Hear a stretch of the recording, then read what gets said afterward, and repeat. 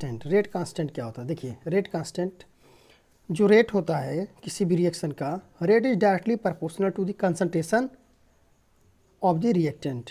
ठीक, अगर हम प्रोपोर्शनलिटी हटाते हैं तो एक कांस्टेंट डेवलप होता है, उसी को बोलते हैं रेट कांस्टेंट। ठीक, तो अगर हम रेट कांस्टेंट को डिफाइन करें तो बोलेंगे rate is directly proportional to concentration of reactant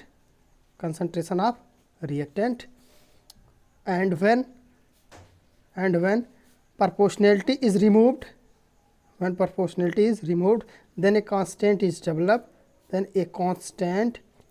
developed known as, उसी को हम क्या कहते हैं? known as रेट कांस्टेंट, उसी को हम रेट कांस्टेंट कहते हैं। ठीक, इसको हम के से इंडिकेट करते हैं। ठीक, मान लेते हैं कोई रिएक्शन है मेरा, ठीक, और हो रहा है, मान लीजिए ए है और कैपिटल ए है और ए से प्रोडक्ट पी बन रहा है। ठीक है, तो हम कहेंगे इसका रेट क्या होगा? तो rate directly proportional to concentration of A होगा। अगर मैं इस प्रोपोर्शनलिटी को हटाता हूँ तो रेट मेरा क्या होगा? के होगा, के कंसंट्रेशन ऑफ ए होगा। तो ये जो होता है के प्रोपोर्शनलिटी रिमूव करने के बाद जो क्या आता है, यही होता है हमारा क्या? रेट कांस्टेंट होता है। तो हम रेट कांस्टेंट क्या होता है इसको जान गए। ठीक है, अब हम देखेंगे इसकी यूनिट। ठीक है, इसकी यूनिट क्या होती है? तो देखिए, जो भी यूनिट होती है ये ऑर्डर ऑफ रिएक्शन पे डिपेंड करती है। Unit depends on the order of reaction. ठीक, अगर मान लीजिए if reaction is first order, अगर रिएक्शन क्या है? फर्स्ट ऑर्डर का है, तो रेट बराबर क्या हो जाएगा? रेट बराबर के कंसंट्रेशन, और ए पे पावर कितना होगा? 1 होगा, क्योंकि पहले ऑर्डर ऑफ रिएक्शन मैंने पिछले लेक्चर में बताया कि ऑर्डर ऑफ रिएक्शन का मतलब कि कंसंट्रेशन जो होता है स्टोइकियोमेट्री ऑफ रिएक्टेंट का। ठीक है, वो एक्सपेरिमेंटल होता है, लेकिन मैक्सिमम स्टोइकियोमेट्री के बराबर हम लोग देखते हैं, लेकिन ऐसा होता नहीं, एक्सपेरिमेंटल होता है। तो अगर मान लीजिए इस पे पावर 1 है तो फर्स्ट ऑर्डर हो जाएगा। और अगर मैं के निकालता हूँ तो देखिए ए रेट है, और मुझे पता है कि रेट बराबर क्या होता है? रेट बराबर होता है -dx/dt, जहाँ dx क्या होता है? वो कंसंट्रेशन होता है। तो कंसंट्रेशन पर यूनिट क्या होता है? टाइम होता है। और कंसंट्रेशन बराबर क्या होता है? c बराबर होता है n/v। n क्या होता है? n होता है मोल, और v क्या होता है? लीटर। तो मोल लीटर इन्वर्स हो जाता है। तो मोल लीटर इन्वर्स हो जाता है, अपान क्या है? टाइम। तो mole litre inverse second inverse हो जाएगा ये। इसका मतलब जो रेट की यूनिट होती है वो होती है mole litre inverse second inverse, equal to यहाँ क्या हो जाएगा? के। और अगर ये फर्स्ट ऑर्डर का है तो ये कंसंट्रेशन ऑफ ए हो जाएगा, और ये ए का कंसंट्रेशन मतलब एक ही कंसंट्रेशन, और कंसंट्रेशन बराबर c बराबर n/v हमने बोला है, मतलब मोल लीटर इन्वर्स। तो यहाँ हो जाएगा mole litre inverse second inverse equal to k. और यहाँ क्या हो जाएगा? यहाँ भी हो जाएगा, कंसंट्रेशन है तो कंसंट्रेशन का मोल लीटर इन्वर्स, और इससे ये कैंसिल हो जाएगा। तो के बराबर क्या हो जाएगा? Second inverse. इसका मतलब फर्स्ट ऑर्डर की यूनिट क्या आ जाएगी? सेकंड इन्वर्स आ जाएगी। अगर यही हम जीरो ऑर्डर के लिए निकालें, for zero order rate constant की यूनिट देखते हैं, तो हम क्या निकालेंगे? जीरो ऑर्डर के लिए सबसे पहले रेट लिखेंगे। Rate directly proportional to concentration of A पे पावर 0, या रेट बराबर हो जाएगा के कंसंट्रेशन ऑफ ए पे पावर 0। हमको पता है ए पे पावर 0 को होता है तो उसकी वैल्यू कितनी आ जाती है? 1 आ जाती है। तो सीधे हम क्या लिखेंगे कि आर बराबर के, और इसकी वैल्यू कितने आ गई? 1। तो कोई मतलब नहीं, मतलब जो यूनिट आर की होगी वही यूनिट क्या हो जाएगी? के की। तो यहाँ पे आर की यूनिट मैंने ऊपर बता दिया, mole litre inverse second inverse. तो यहाँ पे इसका मतलब हो जाएगा जीरो ऑर्डर के लिए के की जो यूनिट होगी, जीरो ऑर्डर की यूनिट या के की रेट कांस्टेंट की जो यूनिट होगी वो हो जाएगा mole litre inverse second inverse. ठीक, ये जीरो के लिए होगा। अगर यही चीज़ हम सेकंड ऑर्डर के लिए देखना चाहते हैं तो सेकंड ऑर्डर के लिए हम यहाँ निकाल दे रहे हैं rate are directly proportional to A पे पावर 2। तो रेट बराबर क्या हमने लिखा? Mole litre inverse second inverse, ये तो हमने लिखा डायरेक्टली प्रोपोर्शनल टू के। अगर इसको हटाते हैं और ए पे पावर, इसका मतलब क्या है? मोल लीटर इन्वर्स होना चाहिए। तो मोल स्क्वायर हो जाएगा और लीटर इन्वर्स तो -2 हो जाएगा। ठीक, अब क्या होगा? मोल लीटर इन्वर्स से कैंसिल हो जाएगा एक मोल लीटर इन्वर्स, तो बचेगा क्या? यहाँ पे बचेगा सेकंड इन्वर्स, और ये जो मोल लीटर इन्वर्स बचेगा इक्वल टू बचेगा के, और यहाँ हो जाएगा मोल, और ये हो जाएगा क्या? Litre inverse. तो के की यूनिट क्या बचेगी? के की यूनिट बचेगी मोल इनवर्स, क्योंकि ये नीचे आएगा, ये ऊपर जाएगा मोल इनवर्स और लीटर माइनस ऊपर जाएगा तो क्या हो जाएगा, लीटर हो जाएगा, और सेकंड इनवर्स रहेगा ही, ठीक है। तो हो जाएगा mole inverse litre second inverse, ये सेकंड ऑर्डर की यूनिट हो जाएगी, या rate constant for second order हो जाएगा। तो अगर हमको यूनिट निकालना होगा तो हम इस टाइप से यूनिट निकाल सकते हैं, rate of order of reaction की भी और के की भी यूनिट निकाल सकते हैं, ठीक है। तो हम तो यूनिट निकाल लिए, आगे क्या देखेंगे हम। इसकी अगर कॉमन यूनिट लिखें तो एक फार्मूला से हम डायरेक्ट निकाल सकते हैं। अगर हमको के की यूनिट निकालना हो, सीधे फार्मूला ये रखेंगे, मोल लीटर इनवर्स, एक ब्रैकेट में कर ले रहे हैं, ठीक। और इस पर हम लिख देंगे 1 माइनस n, और ये हो जाएगा सेकंड इनवर्स, ठीक। अब जरा हम देखते हैं किसके लिए देखते हैं। हम मान लीजिए इससे हम जीरो ऑर्डर के लिए देखते हैं, ठीक है। जीरो ऑर्डर जहाँ n बराबर क्या ऑर्डर है, n बराबर अगर हम जीरो रखते हैं तो क्या हो जाएगा, तो जीरो ऑर्डर के लिए हो जाएगा फॉर जीरो, ठीक है। तो जीरो ऑर्डर के लिए देखिए क्या होता है, फॉर जीरो ऑर्डर एन, यहाँ हो जाएगा देखिए मोल लीटर इनवर्स, और 1 माइनस क्या हो जाएगा जीरो, और यहाँ क्या हो जाएगा सेकंड इनवर्स। तो ये सीधे क्या बन जाएगा, मोल लीटर इनवर्स, और ये रहेगा सेकंड इनवर्स। तो ये जीरो ऑर्डर के लिए था, तो आपने देख लिया mole litre inverse second inverse ही रहेगा। अगर फर्स्ट ऑर्डर की बात करें तब क्या हो जाएगा, n बराबर कितना आ जाएगा 1, तो हम रखेंगे इस फार्मूले में, तो हो जाएगा मोल लीटर इनवर्स, और यहाँ होगा 1 माइनस 1, तो हो जाएगा सेकंड इनवर्स। तो पूरा ये हो जाएगा जीरो, अगर किसी के पावर जीरो तो हो जाएगा 1, तो सीधे हो जाएगी इसकी यूनिट कितना, सेकंड इनवर्स। अगर हम सेकंड ऑर्डर की बात करें तो रखेंगे मोल लीटर इनवर्स, यही वाला फार्मूला रख रहे हैं, और ब्रैकेट में हो जाएगा क्या 1 माइनस 2 सेकेंड इनवर्स। तो यहाँ पे -2 कैंसिल हो जाएगा, तो क्या हो जाएगा मोल, और यहाँ पे लीटर इनवर्स, ब्रैकेट में कितना बचेगा -1 सेकंड इनवर्स। तो ज़रा बताइए इस पे क्या हो जाएगा, मोल पर -1 आ जाएगा, मोल पे -1, और -1 क्या हो जाएगा लीटर, प्लस हो जाएगा, और ये सेकंड इनवर्स हो जाएगा।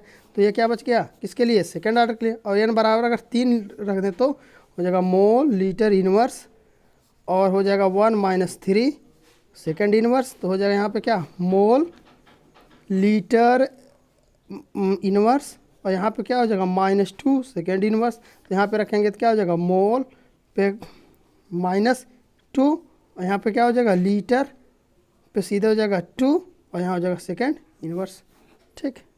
तो इस तरह से हम शॉर्ट फॉर्म में भी निकाल सकते हैं इस वाले यूनिट से, ठीक है। तो हमने आपको बता दिया कैसे हम के की यूनिट निकालेंगे, ऑर्डर ऑफ रिएक्शन निकालेंगे, जीरो फर्स्ट सेकंड थर्ड या जो भी ऑर्डर होगा nth ऑर्डर के लिए, ठीक है। तो ये nth ऑर्डर का फार्मूला हो गया, ओके। अब हम लोग देखते हैं किसके लिए, units of rate constant for gaseous reaction, ठीक है। हम लोग गैसियस रिएक्शन के लिए थे। देखिए जब हम लोग लिक्विड स्टेट की बात करते हैं किसी, तो वहाँ के लिए हम क्या करते हैं, सॉलिड स्टेट जो भी है, तो उसके लिए रेट हम लिखते हैं, rate directly proportional to mole litre inverse में जाता है, ठीक है। तो रेट की जो यूनिट होती है वो क्या होता है, mole litre inverse second inverse होती है, ठीक है। ये रेट की यूनिट होती है। लेकिन जब यही चीज़ गैसियस स्टेट के लिए बात होती है, इन रिस्पेक्ट टू प्रेशर देखा जाता है, किसके रिस्पेक्ट में, प्रेशर। और प्रेशर की जब यूनिट लेंगे तो वो क्या लेंगे, एटीएम में लेंगे, ठीक है। तो एटीएम पर सेकंड हो जाएगा। तो अगर हम रेट की यूनिट निकालना चाहते हैं, रेट की यूनिट हम किसके लिए निकालना चाहते हैं, गैसियस स्टेट के लिए, तो रेट की यूनिट हो जाएगी सीधे एटीएम पर सेकंड। एटीएम क्या हो जाएगा, पर सेकंड हो जाएगा, या सीधे लिखेंगे एटीएम सेकंड यूनिवर्स हो जाएगा, ठीक है। ये रेट की यूनिट हो जाती है, ठीक है। अगर यही चीज़ जीरो ऑर्डर के लिए निकाला जाए, जीरो ऑर्डर के लिए, तो हमारा पहले में क्या था, mole litre inverse second inverse था, मतलब मोल लीटर इनवर्स किसके बराबर हो गया, एटीएम के बराबर हुआ, ठीक है। तो ये एटीएम बराबर होगा, तो एटीएम सेकंड इनवर्स हो जाएगा जीरो के लिए, है कि नहीं। और अगर फर्स्ट ऑर्डर की बात करेंगे तो एटीएम फिर कैंसिल हो जाएगा, तो ये बचेगा सेकंड इनवर्स। सेकंड ऑर्डर की बात करेंगे तो वहाँ पे मोल पर लीटर था, तो यहाँ पे हो जाएगा सीधे एटीएम -1 सेकंड इनवर्स, ठीक है। और अगर हम थर्ड ऑर्डर की बात करेंगे तो क्या रखेंगे, एटीएम पर कितना -2 सेकंड इनवर्स, ठीक है। तो एक तो ये हो जाएगा। तो इसके लिए जनरल फार्मूला क्या हम लगा देंगे, इसके लिए हमारा जनरल फार्मूला हो जाए एटीएम, और एक ब्रैकेट में हो जाएगा 1 माइनस n सेकेंड इनवर्स। अब इसी पे रखते चले जाओगे तो ये निकल जाएगा। जीरो ऑर्डर रखो, यहाँ जीरो रखो तो क्या हो जाएगा, जीरो रखो तो ये 1 हो जाएगा, तो एटीएम हो जाएगा और सेकंड इनवर्स। और अगर यहाँ पे फर्स्ट रखें तो पूरा जीरो इसका पावर, तो सीधे सेकंड इनवर्स। 2 रखें तो -1 आएगा, तो एटीएम पे -1 सेकंड इनवर्स। और अगर मान लीजिए यहाँ 3 रखते हैं तो -2 आएगा, तो ATM -2 सेकंड इनवर्स। इस वाले फार्मूले भी निकल गया, उससे भी निकल जाएगा जैसे बता। तो ये हमारा गैसेस स्टेट के लिए इसकी यूनिट की बात हो गई, ठीक। दूसरी बात, रेट कांस्टेंट जो होता है के, ठीक है, ये कंसंट्रेशन पे डिपेंड नहीं करता है। नोट करने वाला पॉइंट है, कंसंट्रेशन पे डिपेंड नहीं करता है, ठीक है, लेकिन किस पे डिपेंड करता है? प्रेशर पे डिपेंड करता है, टेम्परेचर पे डिपेंड कर, ठीक है, प्रेशर और टेम्परेचर पे डिपेंड करता है। Okay, relation between rate and concentration. देखिए ये जो होते हैं ना रेट और concentration, it is applied to all reaction regardless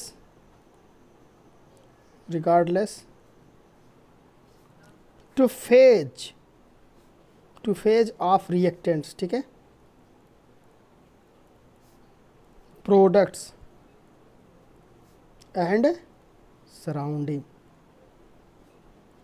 media। तो इसको कहाँ अप्लाई करते हैं? सारे रिएक्शन पे, ठीक है, जो कि फेज पे regardless two phase of reactant product and surrounding media, ठीक है। दूसरा क्या है? Rate law can be deduce from experimental, so it is called empirical rate law. दूसरा पॉइंट हमारा बता रहे हैं इसमें कि जो भी रेट लॉ होता है वो डिड्यूस किया जाता है एक्सपेरिमेंटली रूप से, इसीलिए इसको हम क्या बोलते हैं? इम्पेरिकल रेट लॉ भी बोलते हैं, ठीक है। इसको हम क्या बोलते हैं? इम्पेरिकल रेट लॉ बोलते हैं। अब हम कमेंट करते हैं किस पे? कमेंट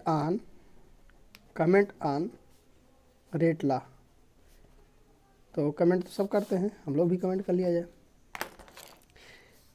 तो क्या कमेंट है? सबसे पहला कमेंट हमारा ये है, रेट लॉ में not have simple relation to stoichiometry, ठीक है। Rate law may not have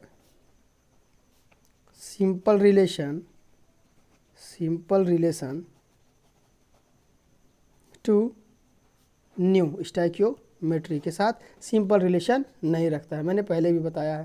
दूसरा बात, रेट लॉ में depend on the concentration of species which don't appear in the power of equation of the reaction, hence rate is experimentally determined. ये भी मैंने आपको बता दिया है, मैं साहब नहीं लिखूंगा, टाइम लग जाएगा।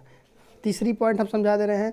तीसरा पॉइंट ये है कि रेट जो द यूनिट ऑफ के depend in the form of rate law, जो के की यूनिट होती है वो रेट लॉ के फॉर्म में क्या होती है? डिपेंड करती है, ठीक। ये हो गया। अब हम बात करते हैं रिएक्शन की। कौन सा रिएक्शन? पहला एलिमेंट्री रिएक्शन।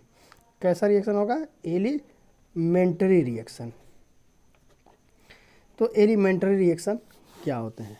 देखिए अगर हम एलिमेंट्री रिएक्शन की बात करें तो ये पहला पॉइंट कि ये एलिमेंट्री रिएक्शन मतलब जो रिएक्शन सिंगल स्टेप में होते हैं। किस में? सिंगल स्टेप में। तो जो रिएक्शन सिंगल स्टेप में होते हैं वो एलिमेंट्री रिएक्शन होते हैं।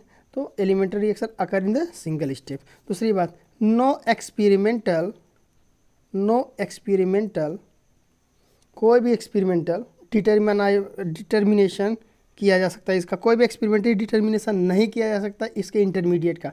नो एक्सपेरिमेंटल डिटरमिनेबल इंटरमीडिएट, कोई भी इंटरमीडिएट इसका डिटरमाइन नहीं किया जा सकता है। मीडिएट